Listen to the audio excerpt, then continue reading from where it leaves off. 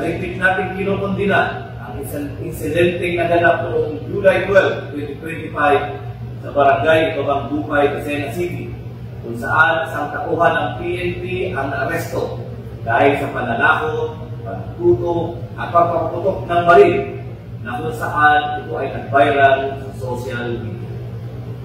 Sa ngayon po, ang nasabing pulis ay kasalukuyang nasa kustodiyan ng Lucena City Component Police Station at sisiguraduhin ko po bilang inyong provincial director na siya ay mapaparusahan at tuluyang matatagdag sa serbisyo bilang pulis.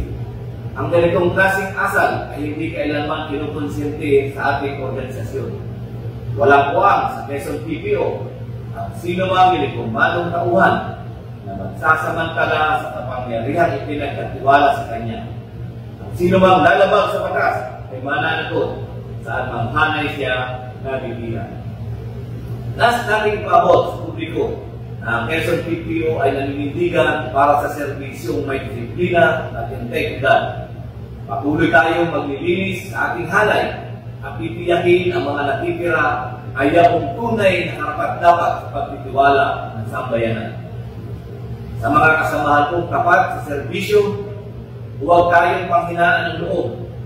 Higit kailanman, kailangan natin ngayon ng pagkakaisa, disiplina at dedikasyon sa ating tungkulin. Sama-sama nating patunayan na mas marami pa rin ang matitino, mararangal at makakansang pulis sa Quezon PPO.